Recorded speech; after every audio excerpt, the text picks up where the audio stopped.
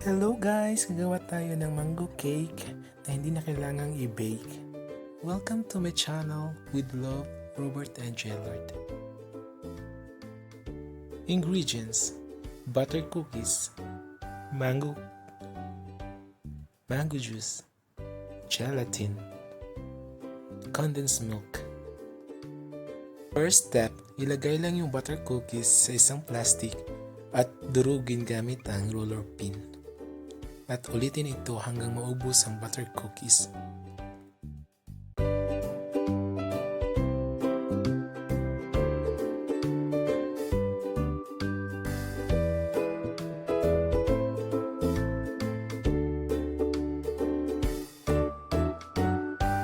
Ayan na ang resulta.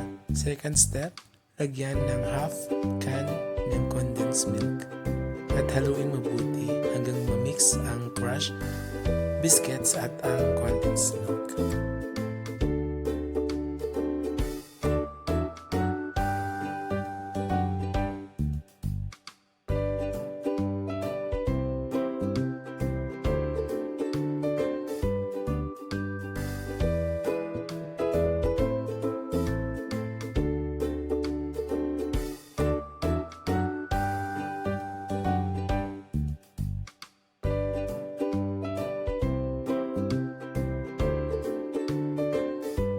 Third step, ilagay yung mixture sa isang lalagyan.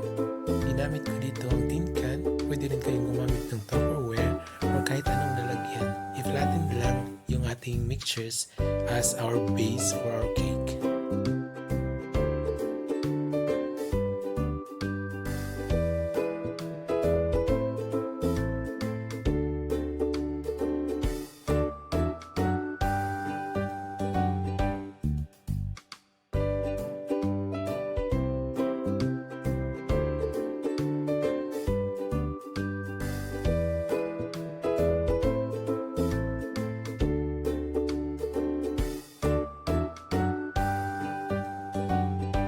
Fourth steps, ilagay lang ang tubig na may halong gelatin.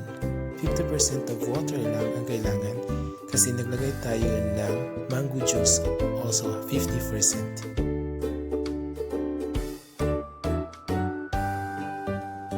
At ilagay ang half na condensed milk na ginamit natin kanina. At haluin mabuti hanggang sa kumulo. Pwede rin kayong magdagdag ng asukal kung gusto nyo medyo matamis.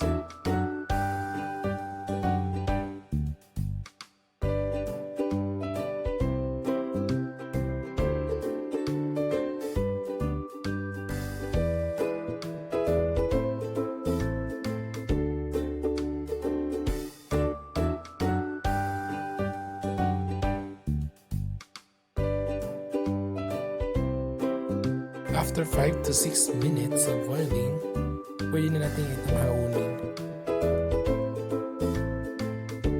Fifth steps, ilagay yung ating mixtures sa base natin.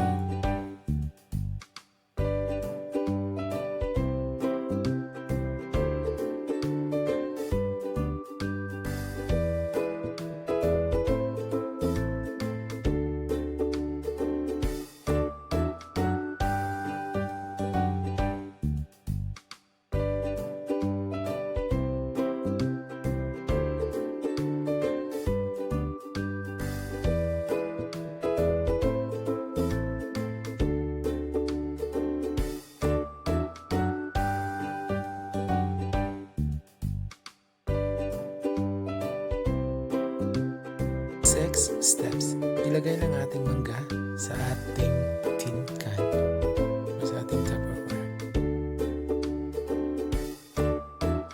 and set aside.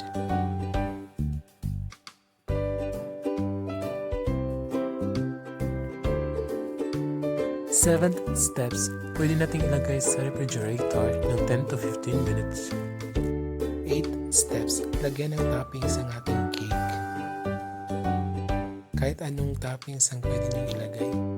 Ilagyan ko ng mango slice or mango cube at wafer at some candy sprinkles.